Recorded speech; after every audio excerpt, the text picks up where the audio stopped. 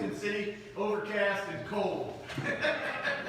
But it's a good day to be together. It's a good day to be church, to come together. The one word that has kind of echoed through as I've been preparing for this Bible class, this series on the miracles of John is hope. That's the word that keeps coming through. This world has always needed hope. And that's no different. What we recognize is the empowerment that hope brings us. And I don't mean just hope in, I hope tomorrow's a better day. That's not a real good hope, right? Because that's just like tossing the dice, so to speak, if you believe in that sort of thing. Hope is one that is already there. You know, that's one of the things I love about God in that when he talks about that he is omniscient, that he is all-knowing, which means he knows everything, not just the temporal things, but the eternal things. And then he's omnipresent, which means he's everywhere at the same time, which makes my brain hurt because we think, well, he's here and he's also outside and he's also at home. Well, he's also in tomorrow, right? And so when you go, boy, help tomorrow to be better, God goes, I already have it. I got it there. Right? And I'll help you with it because I already know how this unfolds and so forth. That's one of the empowerment things that I think that we have. So I hope that as we look at these miracles in John, just to be clear, is that there's many more miracles that are listed in John if we compare all the other three Gospels, Matthew, Mark, and Luke. And Matthew, Mark, and Luke, I said this last week, are called what we call the synchronic or synchristic or synoptic. They're all the same word, essentially, Gospels, which means they tend to be a little bit more chronological. There's the beginning with John the Baptist. In fact, if you come to, well, let me be positive. When you come to Advent services, we will be looking at the Gospel of Luke. Luke chapter 1 for the next 3 weeks. We're going to look about John and how John's foretold birth is coming through Zechariah and Elizabeth and so forth. And as we see these things, one of the things that's powerful is that John seems to kind of refine all of Christ's work on earth down to 7 essential miracles. Now, I told you that we were going to leave out the resurrection, not leave it up because it's not important, or the ascension, or even the virgin birth. Those are the 3 biggies that we're like, those are miracles, and they are. Miracles that we're going to focus on are the ones that impact the world around us because that's really where we are. You and I benefit from the resurrection. It doesn't really move me to go, do I resurrect others? Am I resurrected how I act? See, it becomes kind of this thing that God has done in a bigger picture. But when you talk about last week's, that God is the God of the molecular, right? That God took H2O and converted that into C6H12O6 and a whole bunch of other molecules and things like that. You're like, wow, that's different, right? That's something that's very tangible and very, very physical and very finite for us. And so what I hope that through this, that we find hope and encouragement. Not only for you, certainly for you first, but also for you to share. Right? There are people in this world, not just because of the pandemic, not just because of unemployment, not just because of politics or issues and socioeconomic, whatever they happen to be, but there are people that do not have hope. They have what they might call hope, and that hope changes from week to week, sometimes even hour to hour. But because we know Jesus, and the Jesus that moves things, and the Jesus that changes natural law, based on his whim and his will and so forth. That's why we have hope to share. Right? When somebody goes, I don't know what else to do, and you go, I know the author and perfecter of this world. Right? And we can talk to him, and we can ask him, and we can seek him, and so forth, and you will find that peace. To echo my sermon today, there is nothing like Jesus. And that's the hope that we have. And so I hope that, my hope, is that these miracles will encourage you so that you can go out and encourage others. That's what we need. All right? So, the 7 miracles, that's what we're going to do. You had homework for this week, was to read John 4. I hope you did. I hope you had an opportunity to do that. But for the couple of you that may not have, let's read it. All right? Would somebody open up to John 4, 46 through 54, please? Read nice and loud so it'll get picked up on the phone for me. So he came again to Cana in Galilee, where he had made the water wine. And at Capernaum there was an official whose son was ill. When this man heard that Jesus had come from Judea to Galilee, he went to him and asked him to come down and heal his son, for he was at the point of death. So Jesus said to him, "Unless you see signs and wonders, you will not believe." The official said to him, "Sir, come down before my child dies." Jesus said to him, "Go, your son will live." The man believed the word that Jesus spoke to him and went on his way. As he was going down, his servants met him and told him that his son was recovering. So he asked them the hour when he began to get better, and they said to him, "Yesterday at the 7th hour, the fever left him." The father knew that this was the hour when Jesus had said to him, "Your son will live." And he himself believed in all his household. This was now the second sign that Jesus did when he had come from Judea to Galilee. All right, thank you, Joyce. So we've got a second miracle. The first miracle, I would say, one of the things that it causes us to grapple with is that God is the God of the molecular, and so forth. I've had so many stories. All of you could probably share some too, where God has done something that goes beyond natural law. Right? I've sat with people that have gone in to get their tumor reevaluated in cancer, and the doctor comes out and goes, "And we've taken pictures and it's not there." Like, what do you mean it's not there? They said it was the size of a golf ball, right? And they're like, "No, we took pictures, we double-checked, we took pictures again, it's not there." And no explanation, right? That's because we have a God that is God of the molecular. Right? He doesn't just shrink the tumor, sometimes he can just make them go away. There are things where people have experienced things to where there's suddenly money in their bank accounts where it didn't belong, right? That there are suddenly things that I've had it before where people have had a car accident where when they replayed the reconstructive what happened in the accident, they're like, "You shouldn't be alive." Right? I don't understand why your car didn't do this or didn't get this or through this demolition that somehow you're unscathed, right? That God is the God of the molecular. Well, what we see today in this one, if I can be so bold as to kind of break these down a little bit, is that we see that this miracle is a physiological and geographical one. Physiological. It deals with the physical body. Right? The little boy, right? We assume that he's a boy because they use the word boy, his son, so we know he's young. He's not bar mitzvahed yet. And so we see this, so he's a young boy, and it says that he has a fever. Right? Now, if you know what a fever is, fever from a physiological standpoint is really an amazing adaptation or creation in the human body. You see, what the fever does is it starts to cook your body to destroy what shouldn't be in there.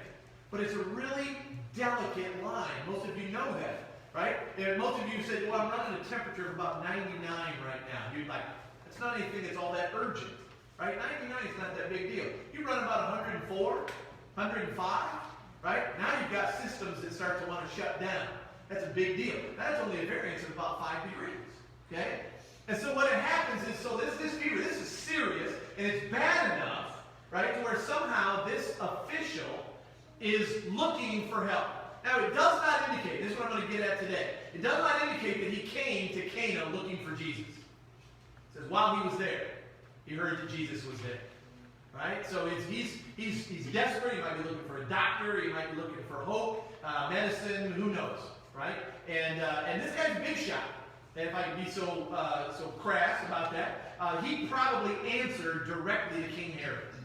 Right? So this is a congressman. This is a general, right? He's up there. This is not some flunky Roman just running around and his boy's sick and he's looking for help. He's a big shot. And so the physiological is the fever, but the geographical is Jesus heals him and he's nowhere nearby. Right? Because naturally there's this sense that we kind of like, well, Jesus has to go to the person to help him, right? Got to lay hands on him, got to go be with him, has to somehow be in the proximity, right? Lazarus, come forth, right? I got to go to Bethany, right? Or I got to put my hands on him or let him touch my hem of my robe, and we're going to talk about that today. But this one is 20 miles away, right? You talk about lobbing a healing, right? And he says, there's something wrong with my son. He's got a fever and he's going to die. We have no hope. He just keeps going up and up and he's failing. He's delirious. And we're like, we're in trouble, right? And he says, go, your son will be well. And I love how the man, as he goes back, this individual, he goes back and he says, what time did the fever break? Notice that question is even an inkling of faith. Why else would he want to know that? Right? What time did it happen? Right? Because I remember one time I met this Jesus, and he gave me this incredible announcement, your son will be well. I thought he was done for.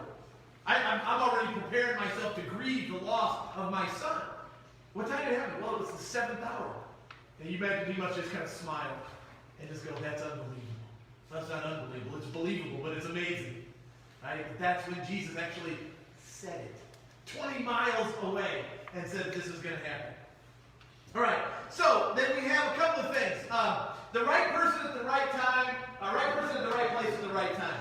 I heard this. This is not mine. I'm borrowing it from somebody. I just don't remember who I borrowed it from. Something I read.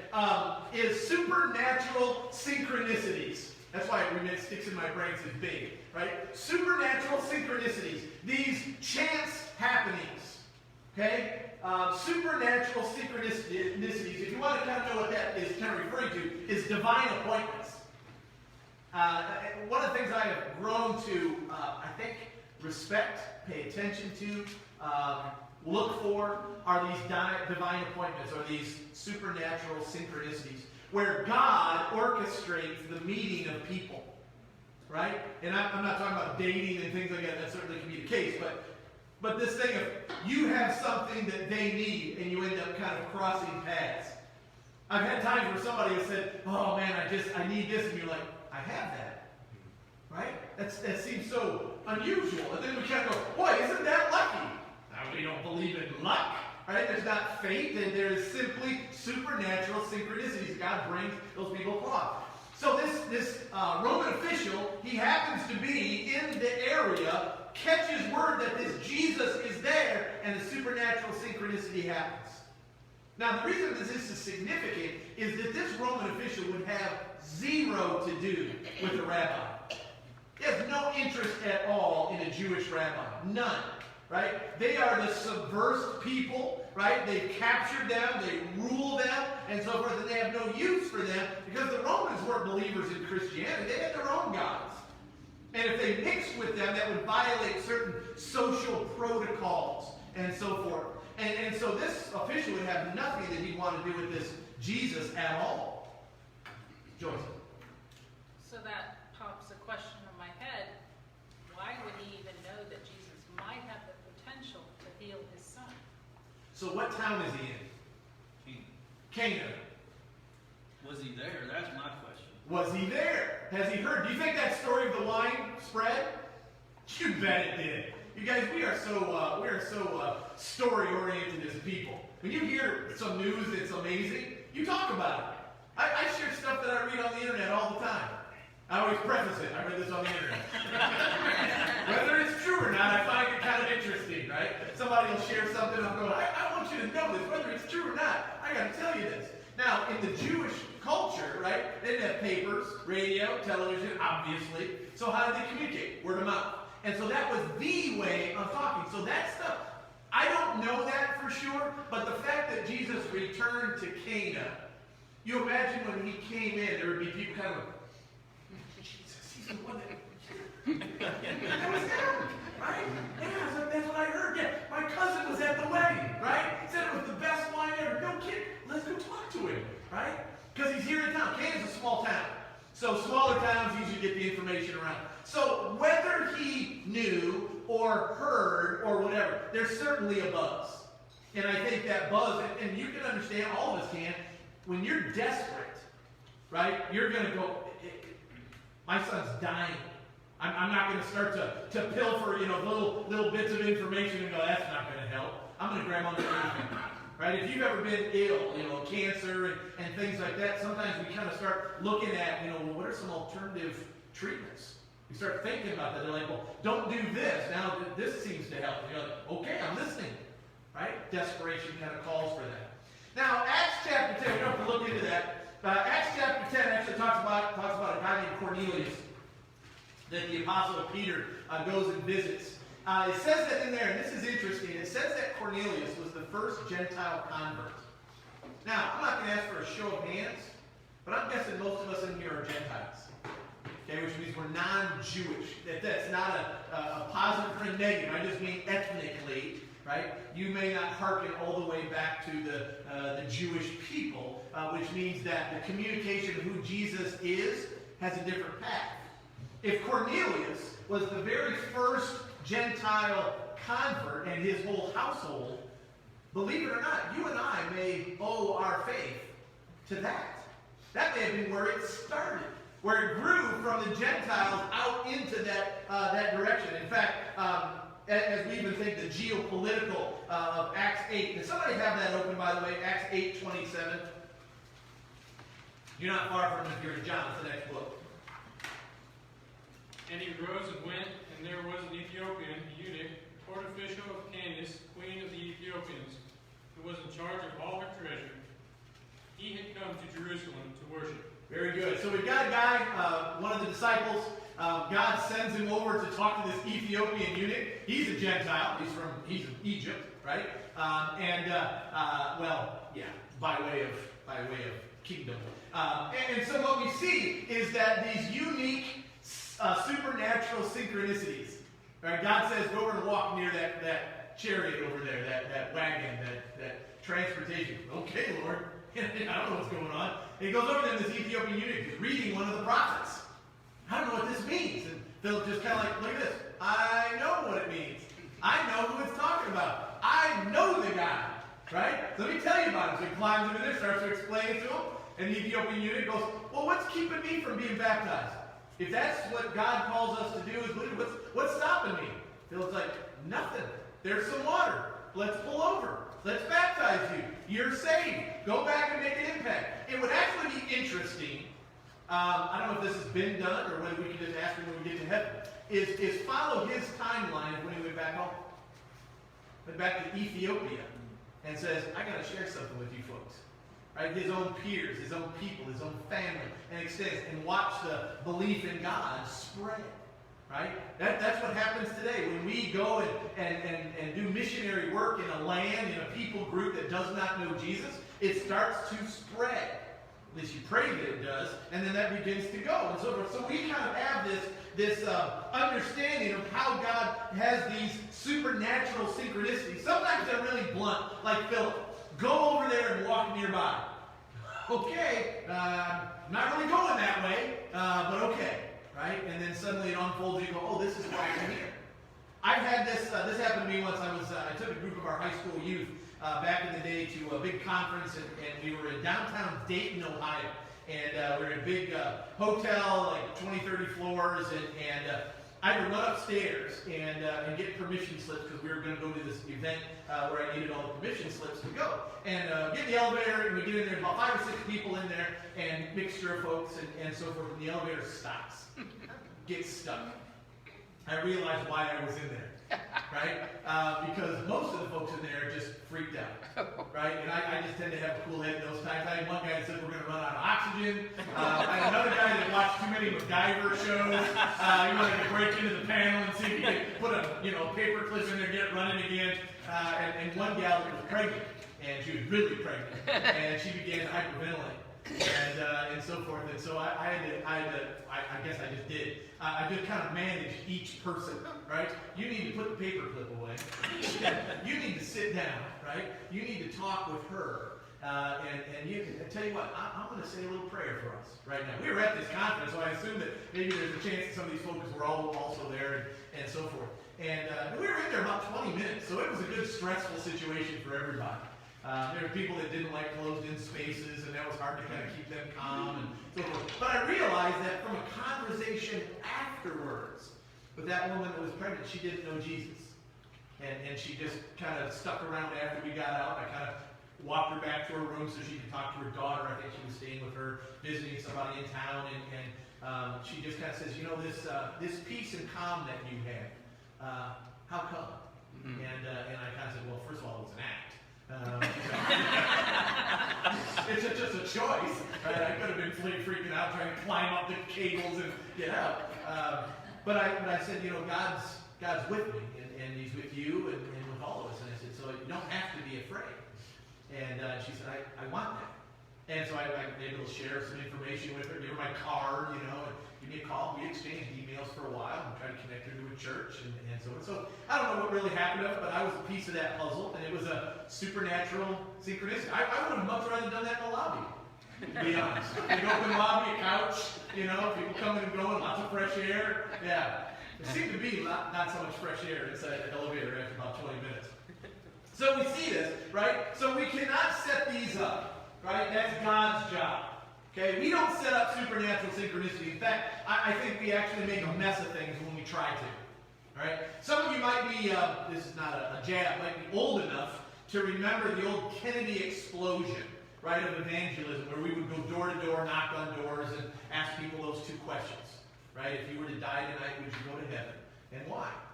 Right? And that would try to open up the dialogue about what Jesus has done for you and so forth.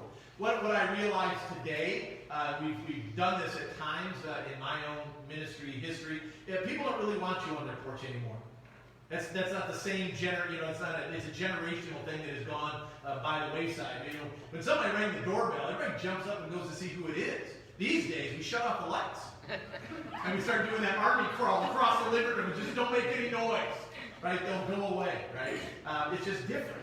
And so we can't set up these things, and that was one of the challenges. I used to take my youth out and do those Kennedy experiences where you knock on doors and want to talk to people about Jesus.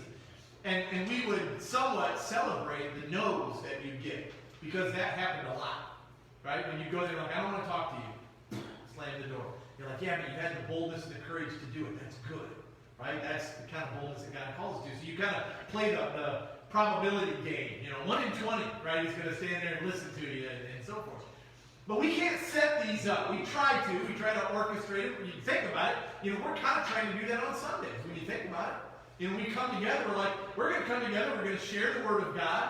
We're going to share the gifts that God provides through His meal and so forth. We're going to sing, we're going to acknowledge Him and so forth. And then we're going to pray and trust that God is going to show up. Because He promises to. Right? But not to be critical, but how many times do you come out of church on a Sunday, your knees buckling, kind of, man, God met me here and I'm never going to be the same. Sometimes we kind of just, it's not all that supernatural for us. Now, that's not God's fault.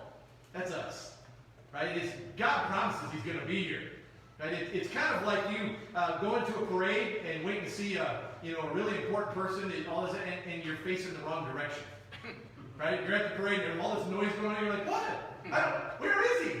Where is she? And so you're just facing the wrong way. They're there, right? You're just kind of missing out. All right. So how do we spot them? Because that's got to be the key. That's the reason God gives it. It's a cause and effect, right? Cause is treat people like Jesus did. You see, when we have a compassion for people like Jesus showed, you're going to open yourself up to their life. Okay? I've shared this before. A guy by the name of Greg Finke was a pastor I worked with when I was in youth ministry for the first time when I left education. Greg has started a company, really, a consultant for churches, and it's Dwelling 119, if you ever want to look at something. He's written a couple books, Joining Jesus on the Mission, and a great guy. And he really talks about neighborhood evangelism. Right? So Greg Finke is his name, Finke, Greg. If you just look at that, you'll find the books and things like that. But he talks about, he said, listen, be on the lookout for what God is doing around you. Be on the lookout for it. Now what that means is, you've got to kind of get invested in the people around you. We've got to stop just dealing with stuff on the surface. Like when you see each other at church, and somebody goes, hey, how are you? Don't just say fine. Now, don't vomit all your problems on them, right? Kind of going, oh, you have no idea. And then somebody's kind of going, man, church starts in 5 minutes, right? I love you, but we might have to have coffee later. But that's fine, right? But invest in people's lives, your neighbors, right? We don't know our neighbors like we used to, right? To be able to say, do I know their life?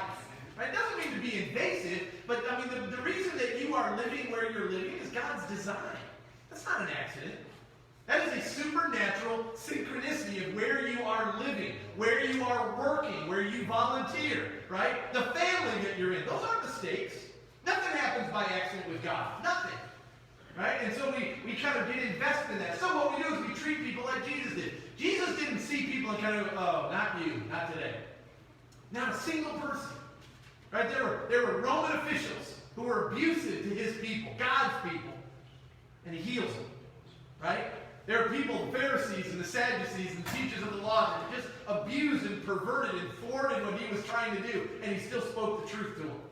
Still went to dinner at their houses. Still allowed them to be around so that you can hear what I'm saying, because maybe it'll make a difference. Which for Nicodemus it did. Right? And so Jesus, just if we treat people like Jesus, I said in the prayers today, I think about all the need for peace in our world. But the peace that we're looking for is really very shallow. I just want everybody to get along. That's not peace. The peace that Jesus brings is the peace between a holy God and a broken people. And if we pursue that peace, guess what? The other peace will fall into line. If we just chase peace that makes people happy, that'll just change. Some not happy enough, I'm not happy like they are, I want what's mine, and that's not peace. It's just compliance. Right? And so we say treat people like Jesus did, and then there's the effect. The effect is then we can make a humble request. Maybe they to us, maybe us to them, maybe us to God. But that humble request is now recognizing that God is in charge, and God, I'm just going to ask for this. This sometimes takes the form of a prayer. When I pray for people on Sunday, when I pray for a lot of you during the week, when you put your little prayer requests together, I try to have humble requests on your behalf. Lord, they're going to face a surgery this week, and I'm just going to pray that you give them peace about this. That right now you even prepare those surgeons and those that will attend to him as being instruments in your hands to be able to bring healing. But if that's not your will right now, what I do pray is that you deepen their faith and resolve so that ultimately, no matter what happens, they're going to be with you one day. That's often my prayer for people that are in need of that. I pray those are humble prayers. I would say, Lord, it's me, the pastor, right? And then, I've got an in, and so I'm going to ask for this because I get 3 requests a day, so here's one. Right? No. I don't know if I praise that way, but the point is humility to be able to go, I know that you can do this. Right? And so this man, this Roman official comes to Jesus and goes, please, help my son. Right? That humble effect. All right. The followers of Jesus, what we find, they actually attract other people. Followers of Jesus actually attract other people. Right? Genesis 39. Somebody have that, please. Genesis 39. And Joseph's master took him and put him into prison, the place where the king's prisoners were confined, and he was there in prison. But the Lord was with Joseph and showed him steadfast love and gave him favor in the sight of the keeper of the prison. So this is Joseph, right? The multicolored coat from his father. Wants to be killed, but doesn't want to be. His brothers want to kill him, so they sell him into slavery. You should know that story. Every Christian should know that story. It's a great story that teaches us. While he's in prison, he has 0 power. Right? Everything has been stripped clear of him. The only thing he can do is interpret dreams. God's given him that ability. And through that little ability, and it's not a little one, but it's meager when you think of power, that little ability, through some supernatural synchronicities, he ends up saving 2 nations. Right? God's people and the Egyptians. Through that little humble assistance. And in fact, if you know the story of Joseph, it's a bumpy ride to get there. Right? I mean, not only was he lied about and railroaded and said, I raped my master's wife, or at least tried to have my way with her, but now I'm supposed to be freed from prison because I'm not here in the right ways. And he tells the baker and the wine steward, make sure you don't forget about me when you get up there. They totally forget about him, and as we just struggle. But eventually, God takes those supernatural synchronicities with him and the jailer, with him and the baker and the wine steward, with him and Pharaoh, right, all the way along until 2 great groups of people are actually saved because of him. One person. He's not part of an administration that helps. God just simply says, here's what you need to know. There's going to be 7 good years. Stock up. Because following that, there's going to be 7 bad years. And he goes, all right, we're going to stock up. And for those 7 bad years, people survive. Maybe even thrive because of what he's done, because of what God does through him. All right? So, just to understand, from Capernaum to Cana, I mentioned, is 20 miles. Right? Now, whether this man was looking for Jesus, doesn't seem to imply that he is, but he is looking for help. Right? He's got to be looking for help. Why else would you leave the side of your son while he's got a fever and dying? That's what he said. He recognized it's pretty dire. To leave, he's thinking, he said, I got to find some help. You actually find that's somewhat a regular occurrence for people, because in the home, you had limited resources, right?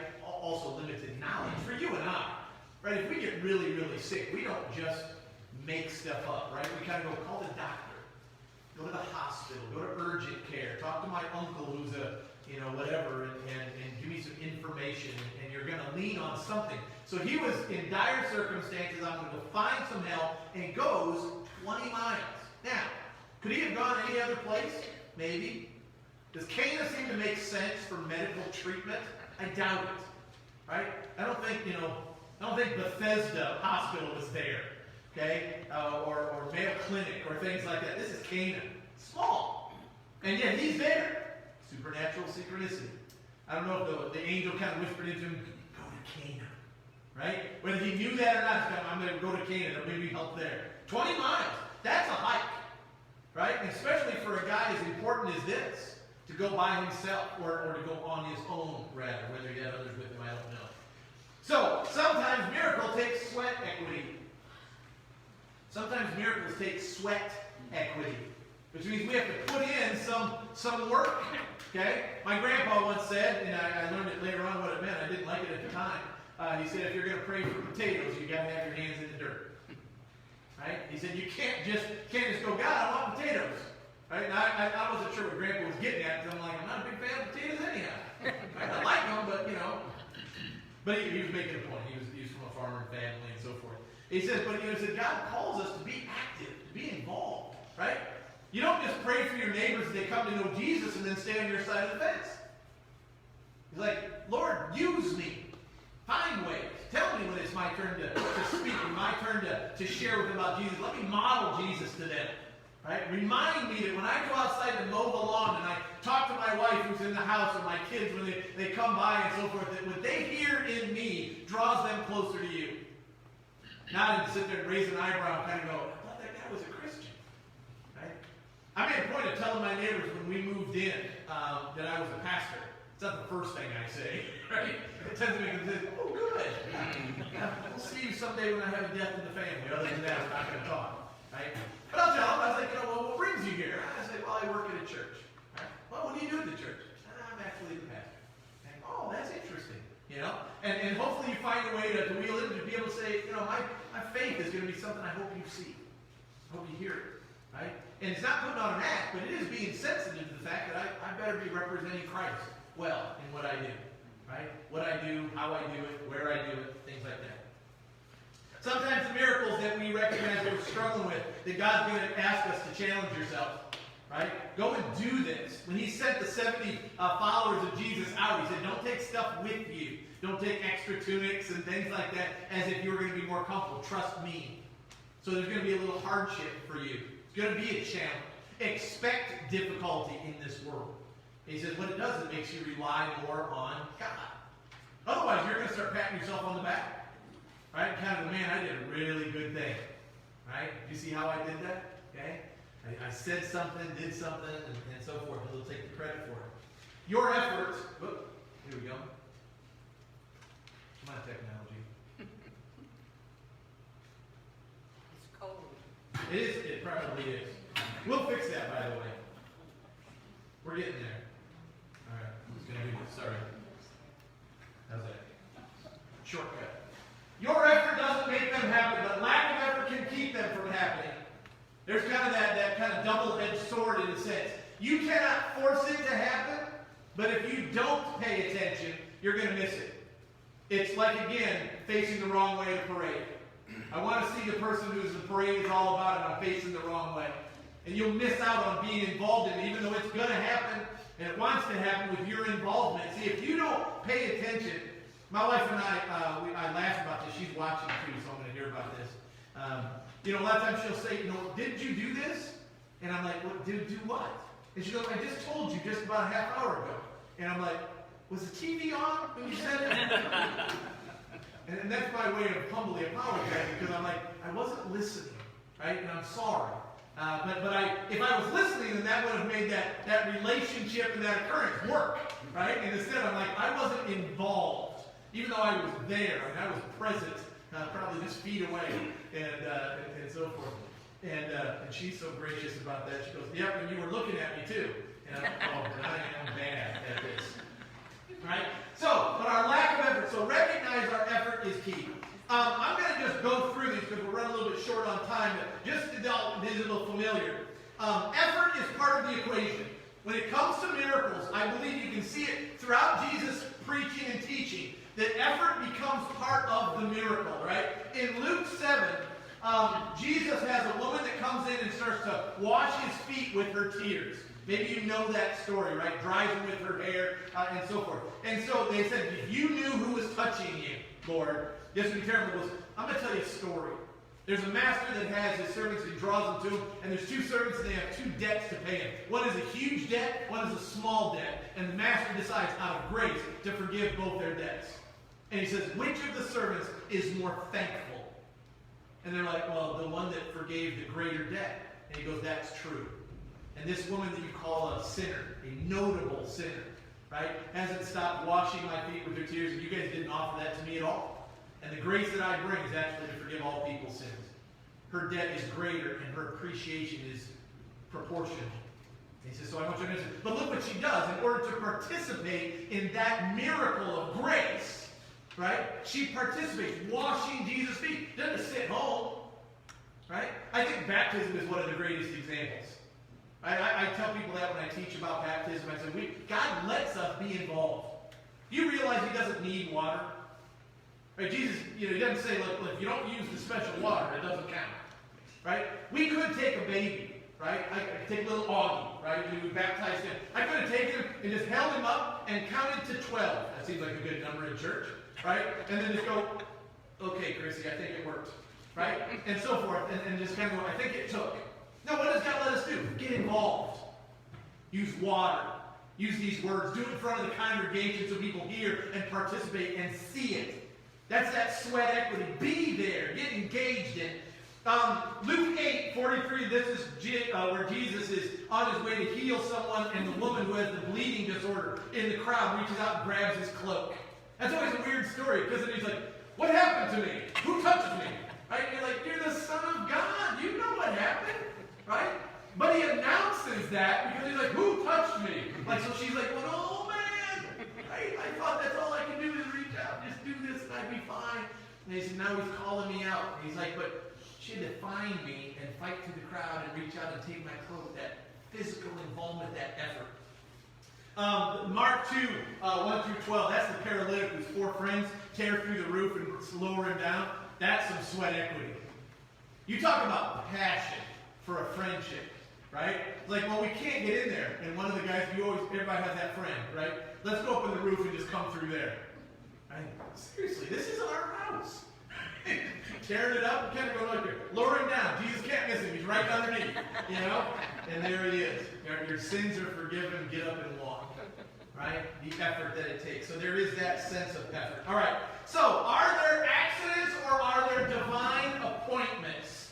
Okay? And I would say this, you go nowhere by accident. You go nowhere by accident. Now, I am not suggesting that God is a puppeteer and orchestrating every one of your steps. God doesn't work that way. But is God aware of every one of your steps? Yes, he is. Is there a plan that he has orchestrated because of each of those steps? You bet there is. Right? There is nothing to indicate that God has just these little tiny spots throughout your life. And he's like, this is where I'm involved. And the rest of the time, you're just on autopilot. Okay? In fact, what we find is that the problem is that we don't recognize those appointments because we're on autopilot. Right? We're often just kind of just cruising through life, saying our prayers the way we always did, right? Going to church in and out, and so when we kind of get into autopilot. I find this, by the way, when people walk around with cell phones. Watch this.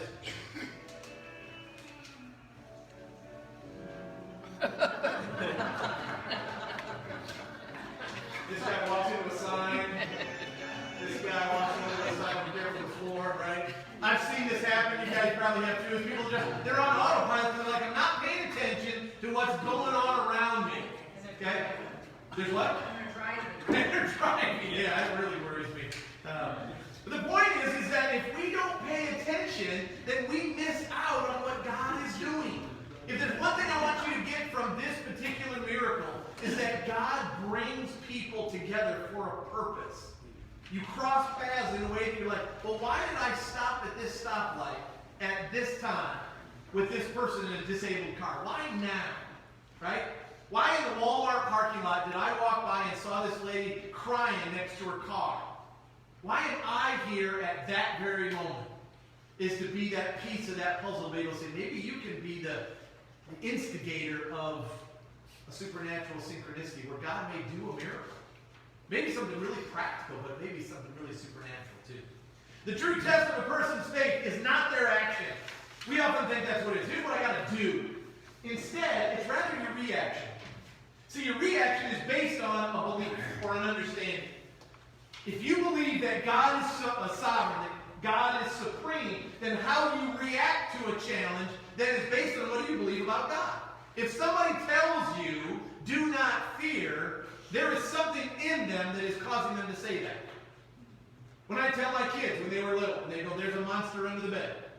And I tell them, I said, you don't have to be afraid of a monster under the bed. What did I know? There's no such thing as monsters. I knew that. I believed it. So I could be compelling, I hope, and be able to say that. I know that to be true. What do we know about God as we look at his miracles? That nothing is beyond his ability. So when we say, listen, don't fear, don't be distraught, don't be discouraged, God is the God of the molecular. God is the God of the physiological and the geographical. And it says God is beyond all of that. And so if you trust him, right, God will meet you in this difficult. Won't necessarily just snap his fingers and fix it the way you want it, but he can. That's where hope comes in. All right? When we talk about our reaction to things, forgiveness is the greatest litmus test. It demonstrates a faith and a trust in the one true God. You're like, I don't deserve this. I haven't earned it. But my reaction to things is that God must love you and he must love me because I understand grace. At least I'm trying to. And so not only can I receive God's forgiveness, but I can also share it. And see, that's all motivated by this relationship with God. When I get this relationship right, these relationships get right. Love God, love your neighbor. That's what actually Jesus said when he said, what's the most important commandment? Love God with all your heart, mind, soul, and strength. And the second one, love your neighbor as yourself. Get this right, this comes into play. All right? Genesis 50:20, somebody have that? As for you, you meant evil against me, but God meant it for good, to bring it about that many people should be kept alive as they are today. So there's Joseph again at the tail end of the story, telling his brothers, what you guys meant for evil, that event seemed like it was all a train wreck. My whole world was going to be destroyed. I was taken away from my father, my family, and everything else. But by that action, your little action, precipitated something that actually saved my people and the Egyptian people. And because of that, he was able to forgive his brothers for the ill that they had done. Because he recognized that act that you did actually was part of God's plan. Can you see how that will change our perspective on things that happen to us? I hope that we look at this pandemic one day that way. That we look at this and go, man, that was awful. I had somebody just tell me this morning something that they're going through. And this is going to be a common theme. They're like, 2020. That just seems to be their complaint. Because you're like, man, it's been awful. It's 2020. That's a perception. And in a lot of ways, it has been challenging, different for people to be sure. But you understand that God intends to use our circumstances to strengthen our faith. He doesn't sit there and go, yeah, this is going to be really tough. I'll see you on the other end. Psalm 23, right? Who walks beside us, the rod and his staff. They comfort us as we walk through the valley of the shadow of death. He doesn't sit there and go, this is going to be really hard. I'll see you on the other side. Let's go. My rod, my staff, they'll comfort you. I'm with you, right? We're all born onto a battlefield between good and evil, right? John 10:10 talks about an enemy that we have that comes to kill and destroy. That's Satan. In 1 John 4:4, it says that in me, the one that is in me is greater than he that is in the world. And Romans 8:31, if you know this one, if God is for us, who can be against us? So even though you and I have been born onto a battlefield, we not only have one that is victorious, but one that is able, one that is capable. That's how you face the struggles that we face. That's how we face those needs for miracles, that we have a God that is supernatural. In fact, Abraham Lincoln said this, you can't read it probably. I know that the Lord is always on the side of the right, But it is my constant anxiety and prayer that I and this nation may be on the Lord's side. See, a lot of times we would say that as Americans, we're just on the side of right. We're not. Not always. Maybe not even often. But we do want to be on the Lord's side. Lord, you lead me. You teach me. We follow you, and then let those other things fall into place. Our reality is shaped by our reactions. How you face this world, right? How we face this world has to do with our reactions, not our actions. Our actions is where you and I are the authors. Our reactions is where you and I are the students. You and I are the children led by the one true teacher, the Rabbi, Jesus. Right? All right, let me tie a bow on it here for us this morning. One of the reasons we struggle believing in God's miracles is simply because we think God is subject to the laws of nature. Right? If the doctor says, I'm sorry, there's nothing more that we can do, and you just receive that and go, that's the truth. It's not. Now that might be true for the doctors. There's nothing more we can do. Okay, thanks. I appreciate you doing all the work and doing everything that you could. If you'll excuse me, I'm going to reach out to the great physician. Not that you're unimportant. God uses doctors and surgeons and nurses. But I can pray to a God that doesn't have limitations. None. That's what gives me hope. That's what grants me the understanding. In fact, I like this cartoon. Right? Jesus just walks out of the tomb. What do you mean that wasn't you that just said good morning? Right? Sometimes we wrestle with things that we say, that's too big of something to overcome. And then God goes, I walked out of the tomb. How big do you need it? Right? I think I'm going to use this on Wednesday night for Advent. When the angel comes to Zechariah and announces that he and Elizabeth are going to have a son. They've been barren for their whole lives. Right? And he appears, the angel, in the temple while Zechariah is serving. He said, you're going to have a son? And Zechariah's question was kind of like, well, how can that be? I imagine the angel kind of looked around and kind of, what else do you need? There's an angel that just showed up in the temple, right? It's radiant glory and said, you're going to have a son. You're like, really? How can I be sure? Right? And it just, what else do we need? That's why these miracles are laid out for us. There is no past, no present, or future. There is no here or there when it comes to God. Right? God is eternal and He is sovereign. Remember those words. Right? So when you pray about something, God looks at it and just kind of goes, I have no restrictions. There's nothing keeping me from being intimately involved.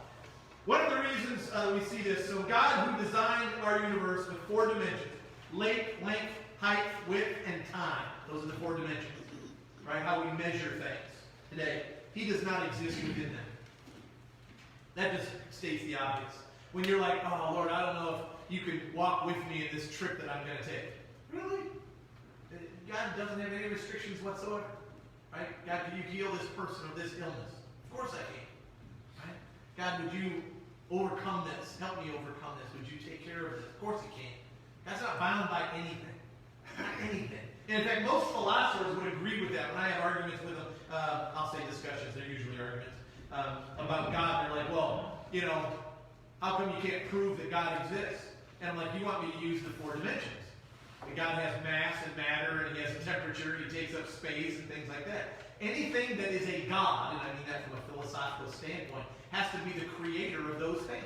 Can't be bound by those things. Right? You have to step outside of those things, which is an amazing thing that God has made Himself known to us. Jesus returns to Cana. I often wonder about that, right? What was it about returning to Cana and the scene of the crime of the water to wine? But I think of people like David. Do you think David ever went back to the valley of Elah where he beat Goliath? Just to kind of bask in the miracle that God created? Or Moses, you ever think he goes and looks for the burning bush? Right? He goes, that's the bush that was on fire. This is where God spoke to me. Peter, do you ever think he rode out on the Sea of Galilee? He goes, I think it was right around here that I walked and then swam. Right? And then was pulled back out. Or Lazarus, do you think he ever laid flowers at his own tomb? Right? Do we revisit the miracles? One of the reasons, if you have experienced a miracle of something that God has done, that's the reason you tell people. You revisit it. It's a comfort to you. It's why when you tell someone else something that God has done in your life that is supernatural, right? That it is a comfort to them. Because they need to hear that. Right? That's the reason I believe that this Roman centurion, this Roman official, caught wind of the thing in Cana with the water to wine because people told the story. want to tell about the miracle. So guys, here's the advice. Remember the miracles. All of them. Remember them, study them, wrestle with them. And next week, read about the next one. John 5, 1 through 9. And that's going to talk about an important one for us to focus on, the healing of the lame man at the pool. And I think you'll get, no pun intended, you'll get a kick out of that. All right, let's have a quick prayer. Heavenly Father, I want to thank you for the miracles and the joy that you bring through them. I thank you for your sovereignty and your power. Lord, let us not simply be in awe, although that is necessary. But Lord, may we be inspired to hope. Hope in the struggles that we have, hope in the struggles of those around us, so that we may share your power and your presence in our lives and also intended to be in theirs. In the name of Jesus, I pray. Amen. God bless you guys. Have a great week.